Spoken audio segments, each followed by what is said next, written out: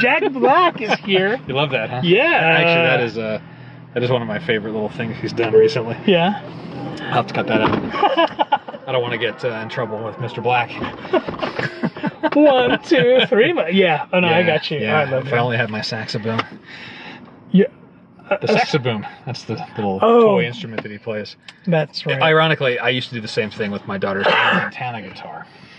Because it had a few riffs that you could put together and make a cool song. But that's not what we're here to talk about today, Mr. Spencer Pablo. I am a little curious, though, admittedly, Scott Davenport. That was so smooth. God, we are super rusty at this thing. Season 3, episode 2. Nah, I'm just gonna number them Whatever from the wherever title, they left off. it will show up on YouTube. Wherever but, they left off. Yeah. I can't do seasons anymore. yeah. Yeah. So, like we Yeah. said in the previous episode, it's been a while since we sat down in this car and chatted with you. Yes. A lot of things have changed, and a lot of things have stayed the same.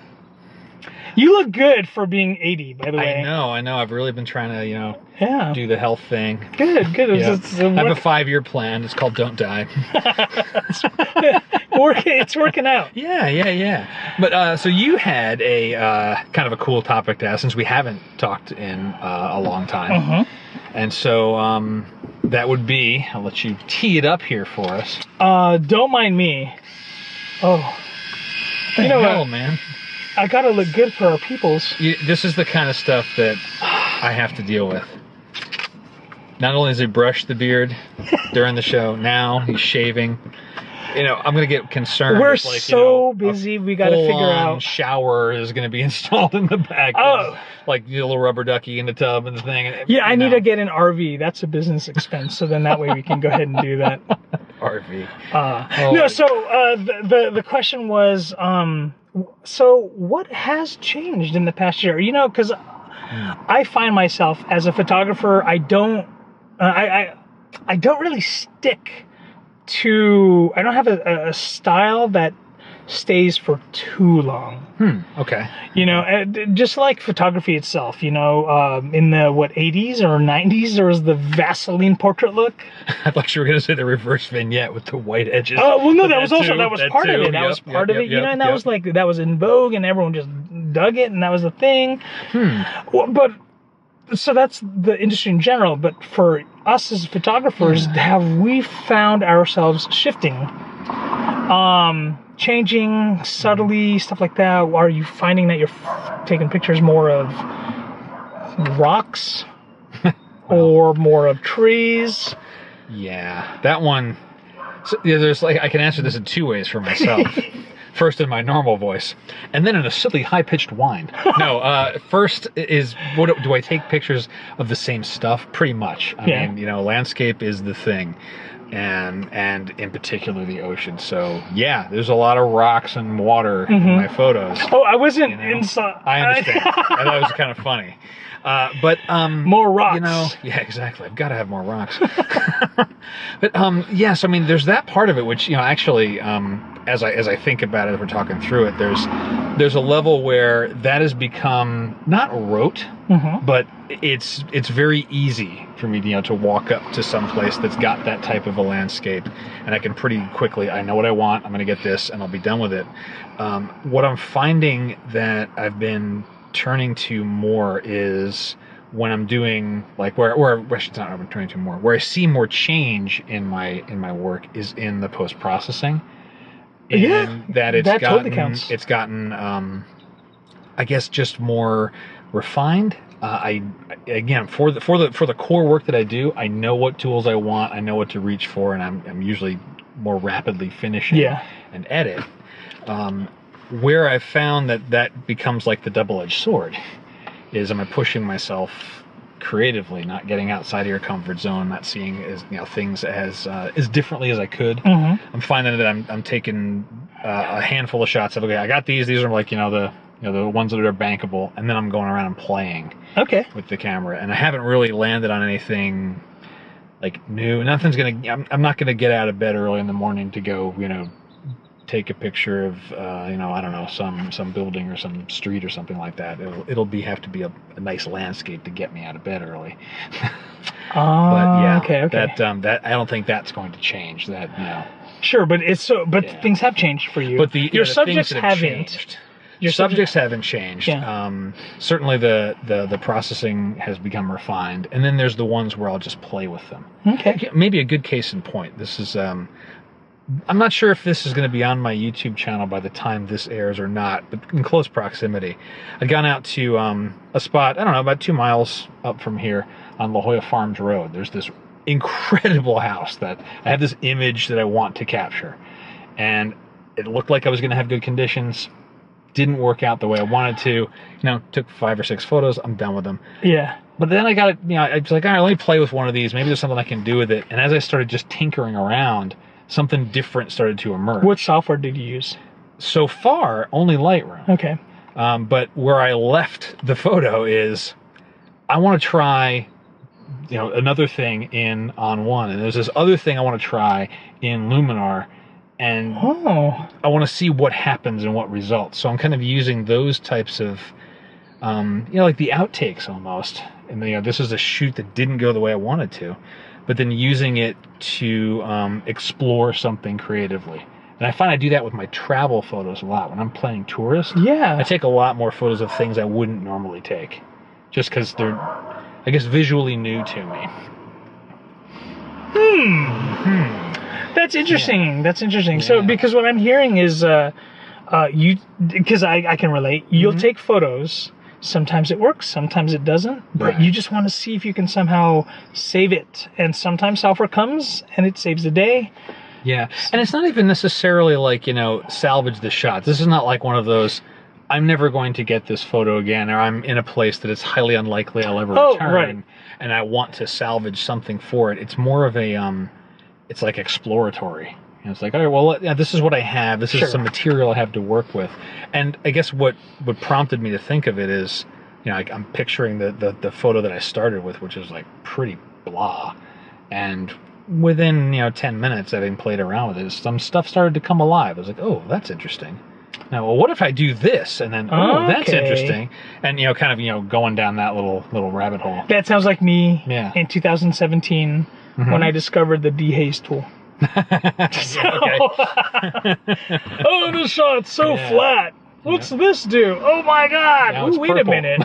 Everything's so cold. Do I like this? I don't know. It's not familiar. But yes, I mean, it's stuff like that where, and you tuck that away in the back of your mind. So when you do get that cool shot, it's like, oh, I know I can do this. And similar with something that came out maybe on one of the workshops is, that's one of the things that really keeps me kind of from falling into the trap of the familiar. Is on most of my workshops, I take very few photos because I'm teaching, but then I get to watch everyone else, and they're like, and then someone's doing this, and someone's getting down low, and I've never tried that before. And quickly, take the camera out, do a couple of things. I mean, just handheld, just to get ideas. So that's kind of cool too. Is show maybe the teacher becomes the student. Ah, yes, exactly. The yin and the yang. Like you are the cool to my gang. So what about you? The funny What's thing, going on? The funny thing is, outside of the car, when you were like, "Hey, what topic do you want to talk about?"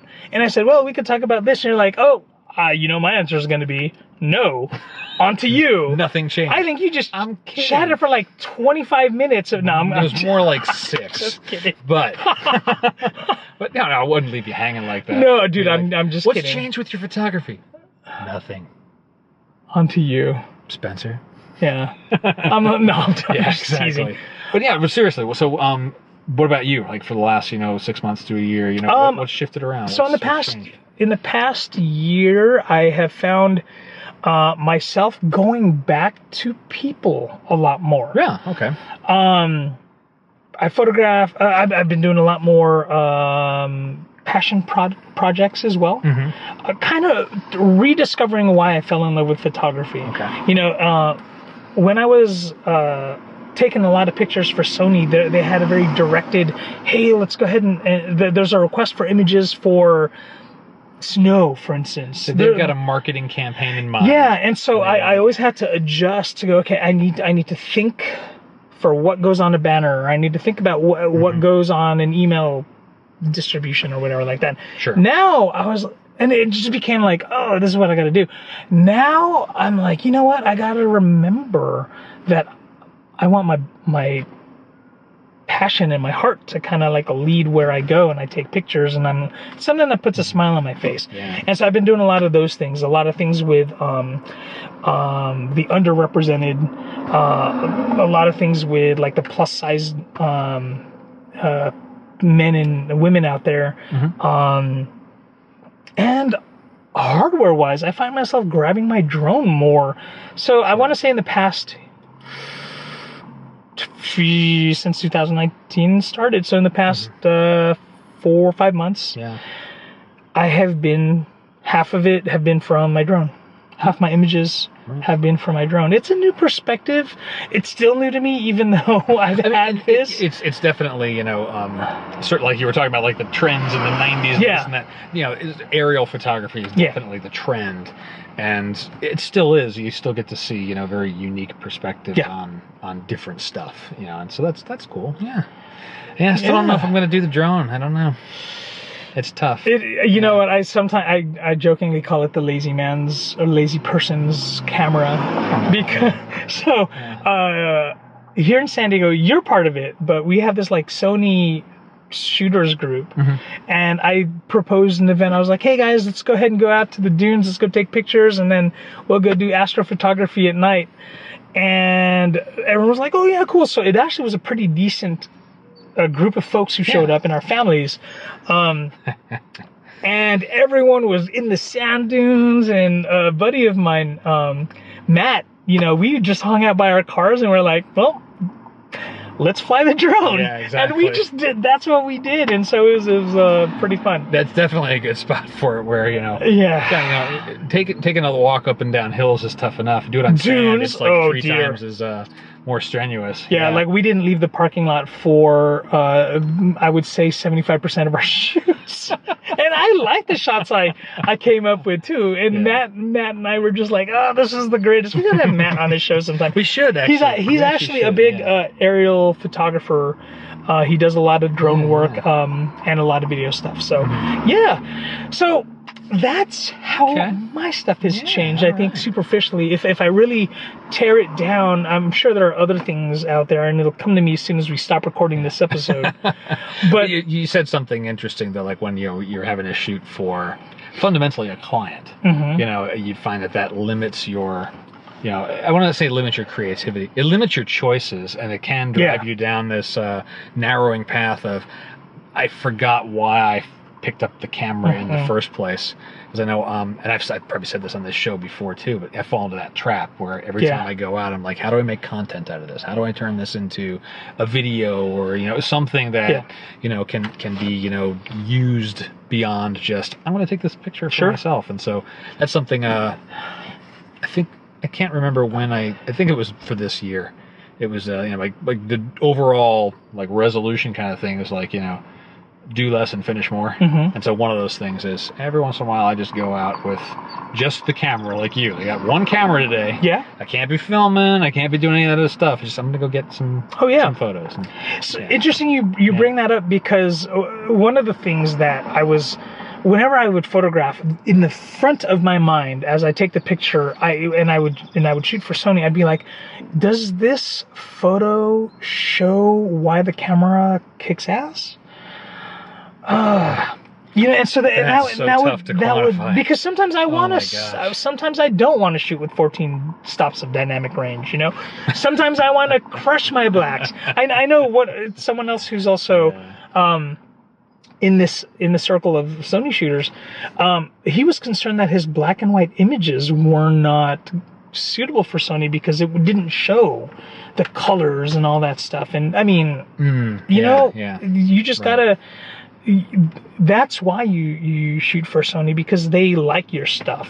But when that starts driving, whenever you push the shutter, it gets fatiguing. You know, it's like, and it's pretty like anything. It's always, you know, waxes and wanes. It's two sides to every coin. Lots of stuff to talk about. There's a lot more here to talk about than I thought as we started peeling the layers back. But let's stop. Yes, but I actually want to solicit some questions from the user. So Joe from I'm just kidding. We're not doing this live. No, but if you've got something you'd like to hear us talk about, drop it in the comments. If for whatever reason you don't want to comment publicly, hit up the website. There's a contact form. Send me a text message. However you want to reach us. We will accept carrier pigeon, skywriting. You will actual written letter. Yeah. But I want it sealed with one of those cool wax things that they press the ring in. Oh yeah. Oh, did you see Game of Thrones? Oh, okay. I don't have that show. All right, we're gonna call it. Let's go and get some photos before it gets actually dark out here. Alrighty. All right. See you guys. Bye.